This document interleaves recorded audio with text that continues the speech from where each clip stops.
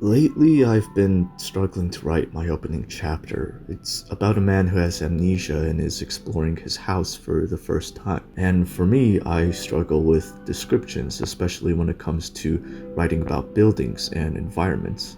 I find it difficult to paint a picture for the audience when it's easier to just forego all those details and write witty dialogue instead. So sometimes when I reread my old drafts, it feels like my characters are just casually floating in space while talking to one another. So to help make sense of what I should do, I paid extra attention to some of the books I'm currently reading and sort of looked at how these authors set their scenes. And set the scene is sort of an apt term to use here, because the more that I look at these books, the more I start to see some concepts of cinematography start to form. Now, I don't know if what I'm about to say are actual concepts in the literary world, or if these are just ideas that I came up with in my head. And to start off, we're looking at choreography. Now let's take a look at this excerpt. The 11th apartment had only one closet, but it did have a glass sliding door that opened onto a small balcony, from which he could see a man sitting across the way, outdoors in only a t-shirt and shorts, even though it was October, smoking. Willem held up a hand to greet him. The man then waved back. In the bedroom, Jude was accordioning the closet door, opening and shutting it when Willem came in. Notice how when we imagine this scene, we sort of jump cut from the balcony to the bedroom. The quote-unquote camera just teleports us from one place to another instead of walking in there. Additionally, notice how POV is used. We first see the man across the street from Willem's perspective, and then we're sort of back to a wide shot perspective when we're looking at Jude sliding the bedroom closet door. In this one paragraph, we have a few of the most commonly used mechanisms of a movie: the jump cut, the POV shot, the wide shot. Our imagination skips around 3 times, yet it feels so seamless, which just goes to show how little detail we actually need in order to engage our imagination and create a picture. But speaking of detail, here's one that you probably didn't think of. Where was the bedroom relative to the balcony? Was it on the right side or the left side of the living room? This seems like a huge detail to not know, yet we didn't even bother to ask this question. Instead, we just jump cutted to the bedroom and we were fine with it. This leads me to my second point: reusability.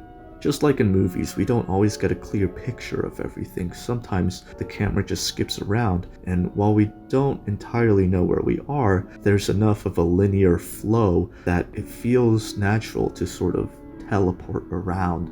But when would we mention something like the position of the bedroom relative to the living room? Well, the reason why this opening paragraph is so brief is because the two characters were just touring the apartment. This was their first and last time there. But you'll notice that just 14 pages later, there's yet another description of apartment. And this is the one they finally settle on. And I don't have to read it aloud to tell you that this description is obviously much more detailed than the previous one. You can tell by just looking at the length of it. And there's directions here. There's a left and right and even a south. We're given an actual floor plan, but why? Well, I sort of like to think of buildings as a simple maze. When you're first teaching your audience how to get to room 1, you say that the character turned left and went forward. But the next time you mention room 1, you can just say that the character went to room 1. You don't have to say left and forward. The audience already knows that. And so not only does this reduce the overall word count, but it also reduces the amount of boring scenes we have within the book. Imagine if every time Jude or Willem went to the kitchen, we had to read about them crossing through the bedroom and living room first. It'd be redundant.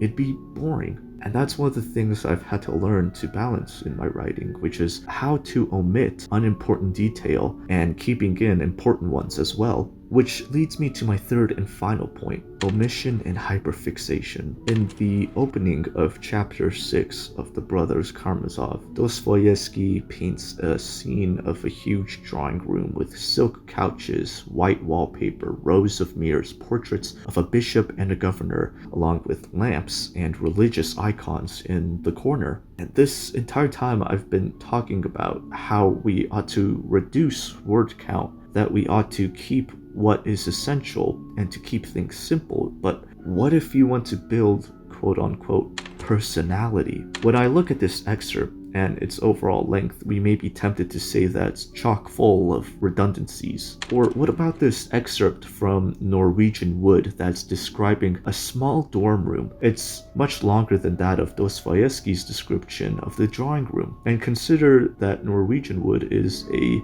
modern piece, yet it takes 2 pages for the modern piece to describe a small dorm room, while the classical piece only needed 1/3 of the space to describe a much larger room. So what's going on here? What's going on is that the dorm room is being described with ample context surrounding the main character's situation. Not only is he talking about the room, but he's talking about his parents who have paid for it, about the view the window has, about his desire to live in a more isolated space rather than with a roommate. The author is adding personality, and oftentimes it has the appearance of filler, or at least it does to me. If I'm being honest, learning about other people is just work. It's asking all the seemingly unimportant questions and memorizing all the facts that don't lead to anywhere profound. People are much more than their hobbies, jobs, and families. We're all unique in so many different little ways. Some people don't like pineapple, others do. Some people naturally fart loudly, while others don't. Some people have dry faces, while others have dry hands. Some people will naturally whistle their S's, while others omit their V's. Some people prefer flossing with string rather than with the picks. And some people are okay with eating kale, but hate eating lettuce. I don't know if you've noticed this, but these are the quirks that make a person a person. It's been years since I've watched Naruto, yet I still remember that the orange-haired dude likes ramen. Like, those who are close to you will always remember the weirdest things about you, but that's what made them close to you in the first place. So whenever I write about a small or boring detail, sometimes I do so out of necessity. Otherwise, the places that I talk about or the people that I describe, they'd all lose this luster to them, this feeling of human connection. Overall, writing doesn't require a whole lot of attention to detail due to flaws in our imagination, yet they do also require attention to detail in order to preserve some quality of humanity within the work.